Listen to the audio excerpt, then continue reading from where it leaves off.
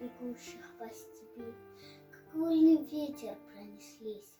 В горах могущественный барс, сильнейший из зверей у нас, а в облаках, как зоркий самый, орел, парящий под небесами. Звезда, что пред тобой горит, о верном пути твоем говорит. Крепок в юрте твой шанарак, и оттого слабеет твой враг. Вот символы твои, что Богом даны, под ярким солнцем Казахстана. Величественный наш народ, нет равных к доброте его. Ты пой и радуйся, страна, такая в мире ты одна.